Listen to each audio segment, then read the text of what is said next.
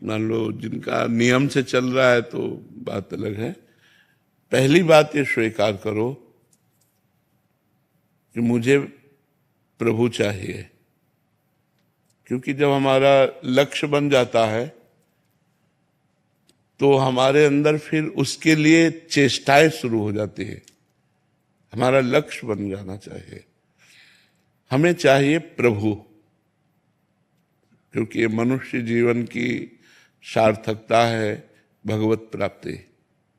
साधन धाम मोक्ष कर द्वारा, ये मनुष्य शरीर बड़ा दुर्लभ कहा गया है। इसकी दुर्लभता देवताओं से भी बढ़ करके है। बड़े भाग मानुष तन पावा, सुर दुर्लभ, सुर माने देवता, देवताओं को भी दुर्लभ है। तो देवताओं को तो दिव्य शरीर होता है, अपने शरीर में तो बड़ी गंदगी है, उनके तो दिव्य शरीर, वो निकल जाए तो एरिया सुगंधमय हो जाए, लुभायमान हो जाए।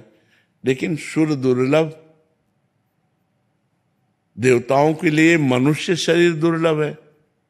अगर ऐसा लिखा होता कि मनुष्य शरीर को देव शरीर दुर्लभ है तो वो तो है ही, समझ में आ जाता। लेकिन लिखा देवताओं के लिए मनुष्य शरीर दुर्लभ है। क्यों?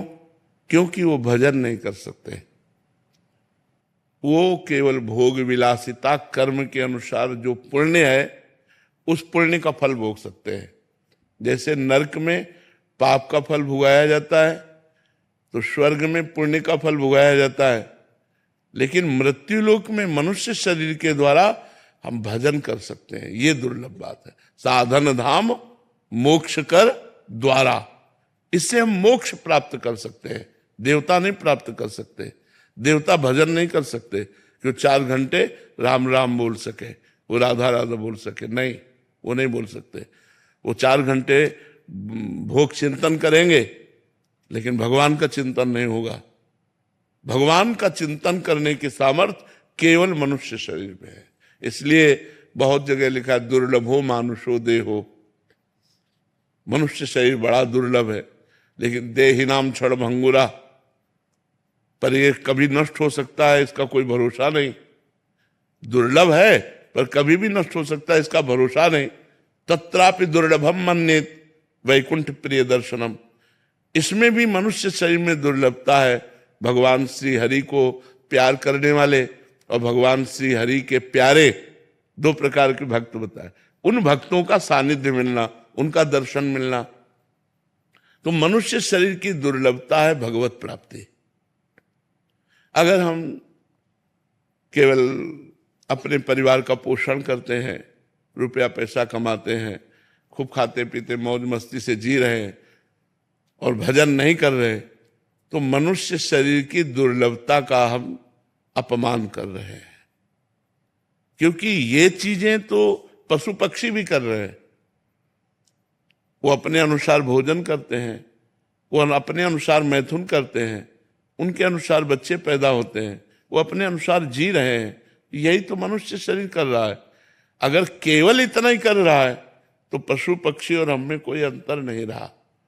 मनुष्य शरीर की दुर्लभता भगवान के भजन की है। तो हमारा पहला गोल लक्ष्य, मुझे भगवत प्राप्ति करनी है, ये अंदर आना चाहिए। क्या ये अंदर आया है? क्या अंदर ये बात है? अब बताइए कि मुझे भगवत प्राप्ति करनी है। क्या इसके लिए जलन होती है? हाँ, कि मेरे अभी जो कर्म है वो भगवत प्राप्ति की योग्य नहीं है, पर मुझे भगवत प्राप्ति करनी है। अब वही आपको साधु समागम में लाई बात, वो बात ही तो आपको यहां लाई है। वही जो भगवत प्राप्ति की यत् किंचित चाह प्रकट हुई, उसी ने खोज शुरू की। तो खोज कहां होती? शास्त्रों और संतों में। तो जो शास्त्र स्वाध्याय या संत समागम है वो उसी खोज का अंग है। इसका मतलब आप कहीं ना कहीं भगवान से मिलना चाहते हैं। वही चाहत जब संत समागम में लाई, अब संत समागम से उस चाहत की पुष्टता होनी चाहिए। अब हम वो जो सांसारिक कर्म कर रहे हैं वो त्याग नहीं कर सकते, लेकिन सांसारिक कर्म का समर्पण कर सकते हैं। जो हम सांसारिक कर्म करते हैं उनको हम त्याग नहीं सकते, क्योंकि हमारे गृहस्थ धर्म का जो आवश्यकताओं का योग है उसी सांसारिक कर्म से पूर्ण होता है। हमें ये चाहिए, हमें ये चाहिए, हमारी ये आवश्यकता है।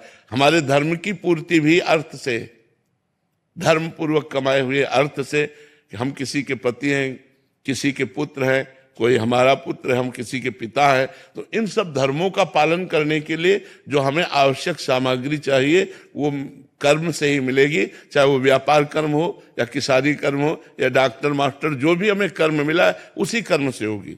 अब उस कर्म का हम त्याग तो कर नहीं सकते कि त्याग करके संन्यास लेकर हम एकांत बैठे। हम उस कर्म का समर्पण कर सकते हैं। ये प्रश्न आपका ही नहीं है, ये लाखों का प्रश्न है और लाखों के लिए उत्तर है कि उस कर्म का हम समर्पण कर सकते हैं।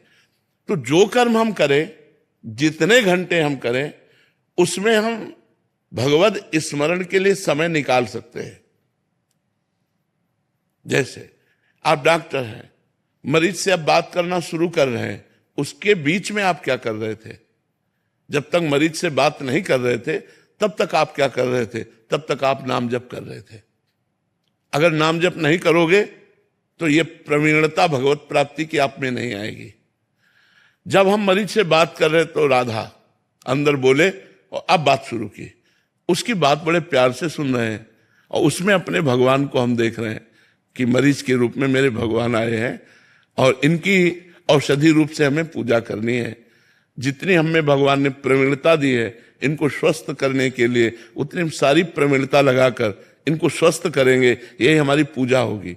और आपने उपचार किया, उपचार करने के बाद उसे भगवत समर्पण किया, फिर खाली समय, फिर नाम जप शुरू। तो जब आप मन वचन कर्म से भगवान को समर्पित हो जाएंगे तो निश्चित भगवत प्राप्ति हो जाएगी।